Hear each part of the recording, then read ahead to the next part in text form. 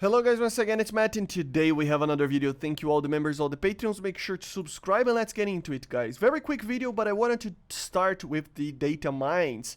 Thank you Washida and Zabi for doing this. So yeah, but there is some tasty stuff in here. So let's just get into it. I don't want this video to be too long. So some damage model changes. I'm not gonna get too much into it, but I'm pretty sure some of these are for the new stuff that got added with the new animations and stuff, I think, something like that, and some other minor changes. Removed mech cone fix that reduced how long it lasted. They basically removed that, which is quite odd. Removed cone effects completely, it seems. So they are working on them mech cone kind of thing. Tank fuels now can now leak. So yes, they actually added something that if you shoot a bomb, for example, in an aircraft, it has a more or less of a chance of exploding. But now, of course, if bombs can be exploded, external fuel tanks can actually do that as well, right? So I think tank fuel tanks. What? I think that's what they mean here. But yeah, RWR now change depending on the difficulty. So this is an interesting one as well.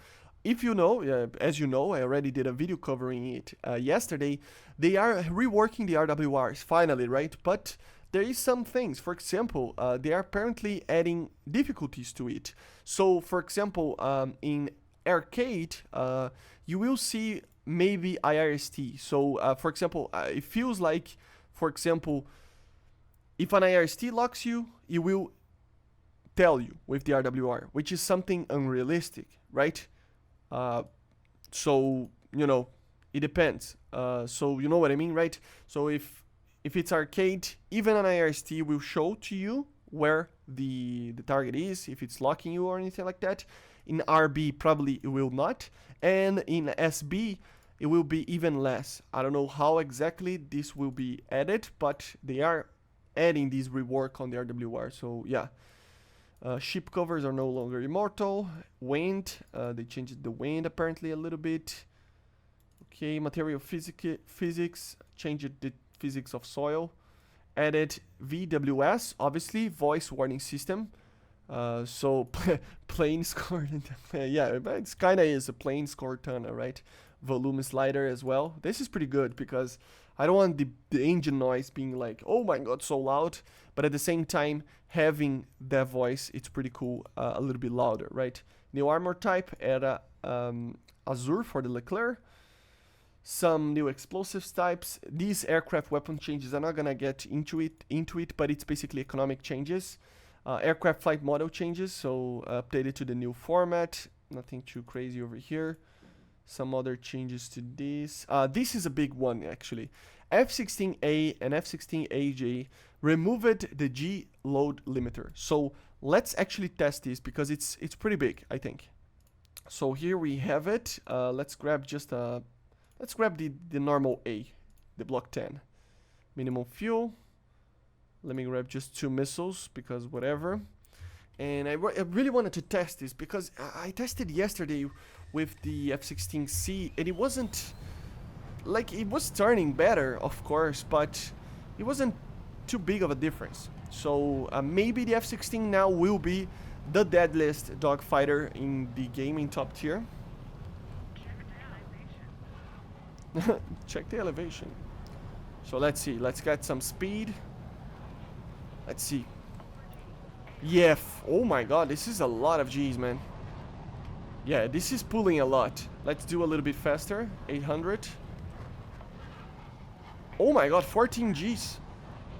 Oh my, that's a lot. That's a lot. So yeah, they removed the AOA, basically the G limiter of the F-16. Still compresses in higher speeds, as you see. If you get to like 1,000 something.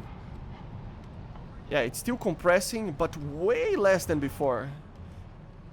I mean, you could get to like 10 Gs, but never 13 or 12 or something like that, right? Oh my god, it's too much for the pilot. Come on.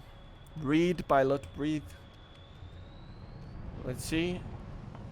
Yeah, look at this. It's turning way more than before.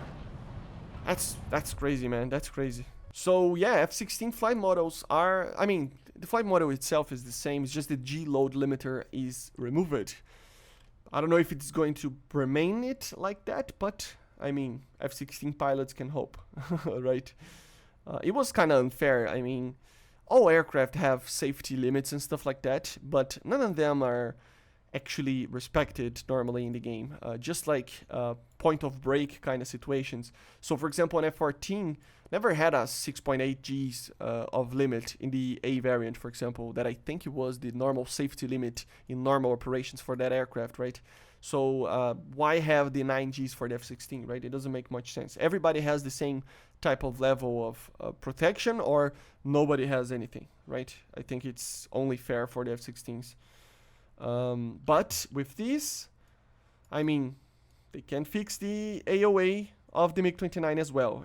I know, it's maybe not a good time to actually bring that up, but if they're going to remove that, they might as well just fix the AOA of the MiG-29 in mouse aim, right? Which is basically impossible to get to the max one that he had in real life. While in simulator control or any other control, you can get to the normal limit that the MiG had in real life. So it would be cool to see that. Some engine noises changes to the helicopters. Yes, I noticed that there are some very, very cool engine noises. As you see over here, even the helicopters are getting the VWS there. The Betty, if you will. F-16 got the Betty. All the F-16s, as you see. The Kurnas got the added TV tracker. Let me actually test this. This is pretty cool. So it's actually in the Kurnas. We can go to it and we can actually, yeah, now we can actually see this camera, right? So just like the F-14, it actually has right there on the left wing over there. So very, very cool, right? See? Very, very cool. Nothing too crazy. It doesn't have night vision, but it does help a little bit. I love this cockpit, by the way. Let's go back. So yeah, some cockpit changes to the Soviet helicopters over here. Of course, they added for all of these aircraft the Rita, which is the Betty for the Russians, for the Soviets. As you see, some helicopters getting that as well. A lot of them actually. A better RWR, improved Berioza for the Mi-35M. Mirage Detector. So it has a new RWR apparently, or at least the naming it's different for these aircraft, for the 3E and the Mirage F1 CT. Some engine sound changes for the helicopter. So yeah, very, very just normal changes. Some changes to the RWRs. Of course, we will see a lot of those because the rework on the RWRs, right? So removed sensor, as you see, and here we have some of them like this on RWR, RWR, RWR. These are new radars.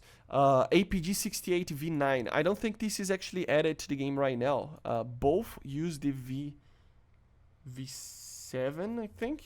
Let me check. Where is it? No. Customization. Let's see.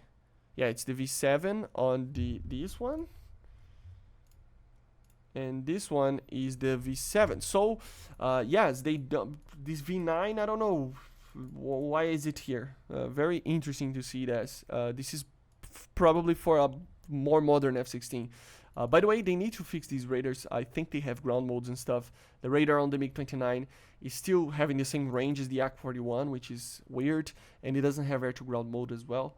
New naval sensors. I don't know exactly what this is from. Maybe some type of RWR for the ships as well, or something like that. I think it feels like it is something similar to that, or radars or something. I don't know exactly. If you know what these radars are for the ships, let me know in the comments. Sensor changes. Let's see. Type. What is this? Type 960. I don't know. I don't remember what uses this.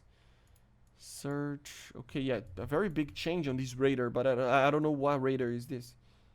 SK. I mean, this is probably for a ship or something like that, I would say. I don't know. It feels like it is. I mean, look at the range on these things. So yeah, new azimuth for that. Added element. Added for nothing. I mean, I don't know what this means. Added a transmitter for the band 9. I mean, it's a new band. They're probably making sure that it's working for the RWR and stuff.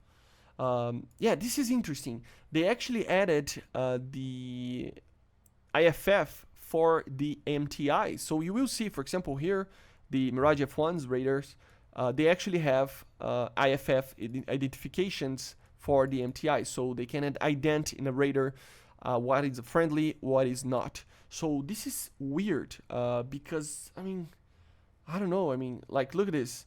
Even on this radar, but these radars could already do that. So kind of weird. Kind of weird. These are the Mirage 2000 ones. Yeah, see, here is another one that it's a pulse Doppler radar from the F1 and the T2, I'm pretty sure. So yeah, it has IFF right now. Changes to the APR1, APR2, APR3, APR6. These are just antennas, I think, for some form of radar. Pretty sure these are like ground radars or ship radars or something like that. So they're messing with that. Sapphire 21, as you see, they changed the band for it. I don't know exactly what the band means, but this is the MiG-21's radar, so it's a little bit different. MiG-23's radar, now on the MTI, also have IFF, changed the transceiver as well. SPO2 added tracker identification. I need to check what this is, because these are the Beriosa, this is the SPO10 and the SPO2, the Sirena, I think they are called.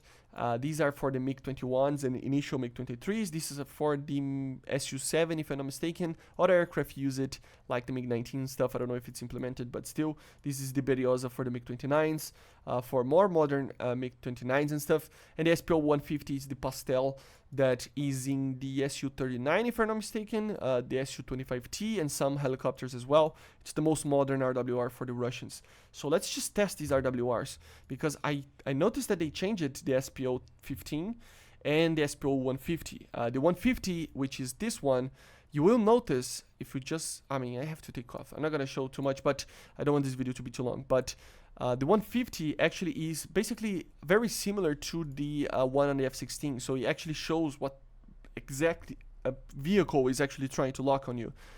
These ones, the SPO-15s, they just show the type of vehicle. So it's if it's an air vehicle or something like that. But I never noticed what these ones have.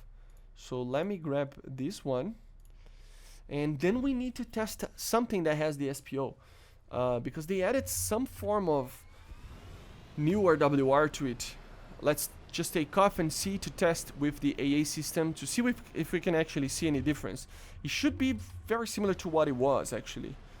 This wasn't wrong, you know. The SPO-10 was a very bad RWR. For the time it was okay, but compared to the modern ones that we are having, they are pretty bad. They just show where kinda you are being pinged and locked, but it doesn't even show missile launches or anything like that in real life.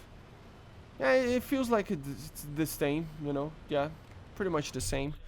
So I don't know, it's just probably getting to the more modern coding that they are doing, maybe, or something like that. Interesting. Added tracker identification. Maybe it's for missile launches, I don't know. But yeah, it doesn't matter too much. But they are changing the RWRs. Angle finder, tracker. So yeah, they're adding for all these RWRs. It's a lot of RWRs. Increasing the range of them. This is the radar for the FRS-1. If I'm not mistaken, the Sea Harrier. Let me check. They're increasing some of the stuff here. And decreasing the time, actually. So it will be a faster radar with more range, I think. It's a buff, I think.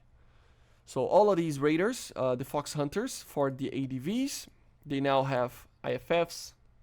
I thought they already had one. Some other changes to the RWRs. So they're just implementations for RWRs. And then you can see the AWG-9 having IFF as well in the PDV probably. And this one, which is an F-104 S, I think, radar, also having that. So they're adding for all the MTIs and the PDV radars the actual ability to do the IFF, right? The identification for enemies, friendlies or foes. Let me just, yeah, nothing more appeared. So yeah, guys, this is it. But I think it was a major thing about the RWRs. They're just getting better and better. And the F-16 has a complete different flight model. I mean, as I said, it's the same flight model, but without the G limiter, it becomes a threat. You know, as I said, I still personally think that if they're going to do that, remove the AOA limiter on the MiG-29. I mean, it's just a weird flight model right now. It's not like it can still fight, but if one is getting fixed, the other one should be fixed as well. But anyway, I hope you enjoyed. Make sure to subscribe, and I see you guys on the next one. Bye, guys.